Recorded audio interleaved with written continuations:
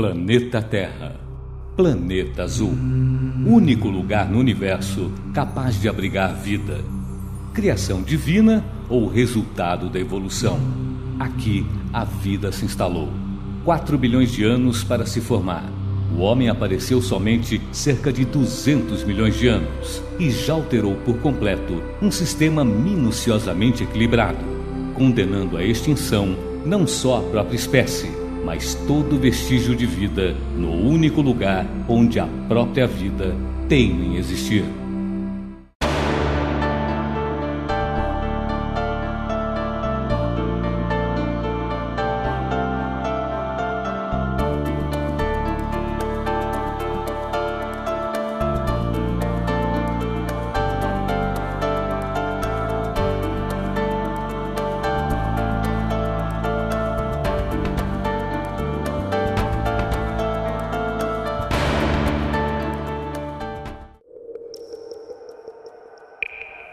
Homo sapiens, o grande predador.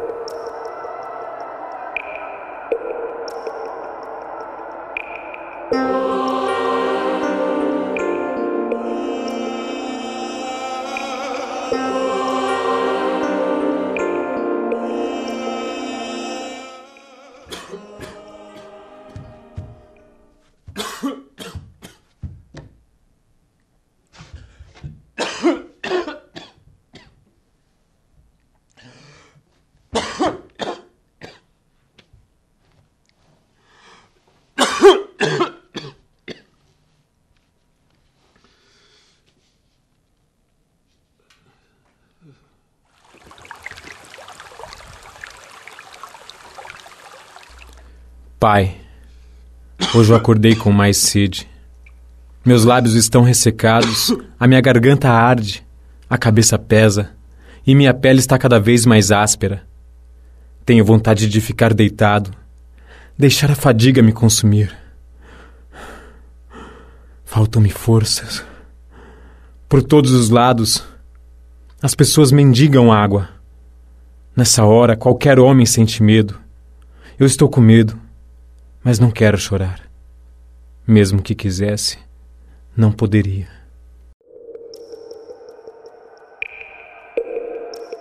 Diminui um pouquinho a quantidade de líquido, o corpo já sofre. Como a água é vital para o funcionamento do organismo, ele vai selecionar, o corpo é esperto, ele prioriza o uso da água, se ela tá escassa, nos locais que são mais vitais. Por exemplo, tenta manter o líquido da circulação sanguínea, começa dessa forma, evita que diminui a produção de urina para tentar preservar mais esse líquido no organismo, diminui a produção de suor, diminui a produção de lágrimas, saliva, essas coisas, porque ele tenta manter a reserva no local mais vital. Eu tenho fome e sede, e o culpado por isso, infelizmente, é você, pai. A sua geração e as outras que antecederam a minha consumiram e esgotaram todos os recursos naturais sem pensar nas consequências. Recebi como herança muitos imóveis e outros bens. Mas hoje tudo isso é fútil diante da necessidade da vida. Também a falta de líquido pode trazer constipação intestinal, o intestino fica preso, a pele fica mais ressecada, várias outras alterações no organismo, isso aí pode acontecer. Talvez o primeiro que note é um cansaço, uma falta de energia, às vezes dor de cabeça também, e às vezes até mal-estar por conta da pressão tá caindo pela falta de líquido. Eventualmente uma desidratação pode levar à morte, sim.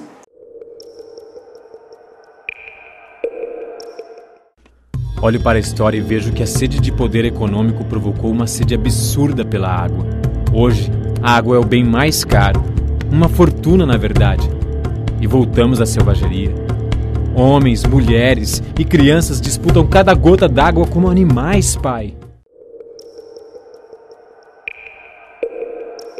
Na verdade, os grupos que são mais suscetíveis à desidratação, uma desidratação mesmo que leve, dá muito mais sintomas em algumas faixas etárias que são mais vulneráveis, como crianças e idosos, que tem uma reserva menor. As gestantes também provavelmente têm aí um comprometimento maior se tiver uma desidratação aguda.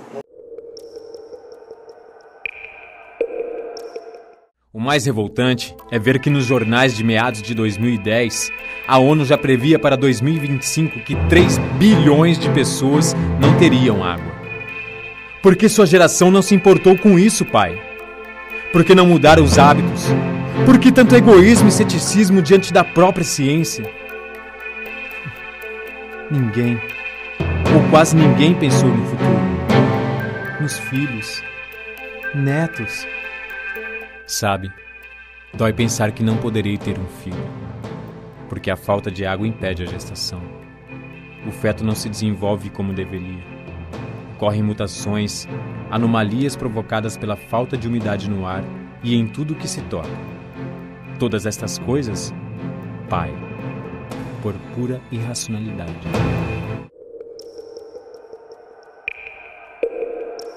Francis Bacon, ele dizia assim: nós temos que torturar a natureza de uma forma tal, como se tortura o outro, para ela poder falar, para ela poder dizer, para se tirar e explorar o máximo dela.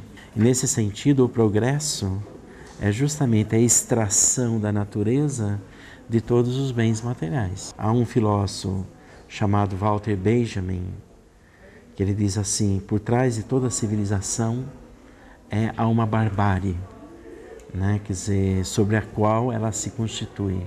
Há uma destruição do outro, uma destruição da natureza. Por isso que se nós tivermos o padrão de vida norte-americano e europeu, né, o planeta ele não vai aguentar. Então nós precisaríamos repensar o nosso padrão de vida. Se a geração da internet, das máquinas e do consumismo tivesse sido um pouquinho menos egoísta, hoje eu não estaria nestas condições.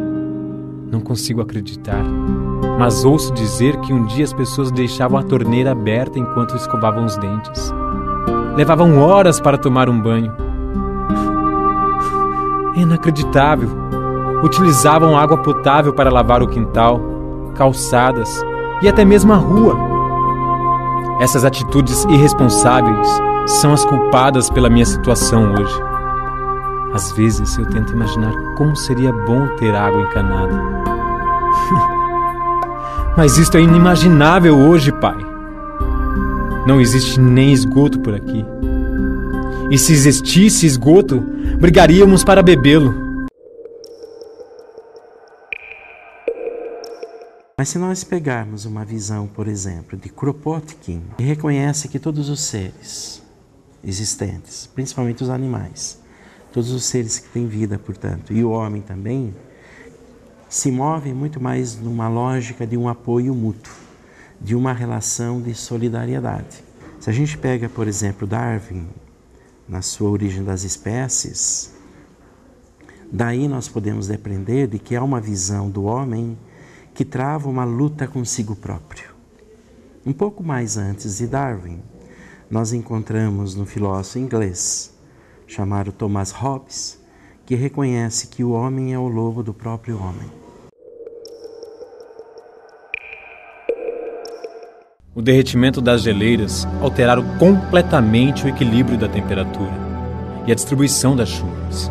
Agora, passamos meses sem ela, e quando chove, tudo é alagado com água ácida.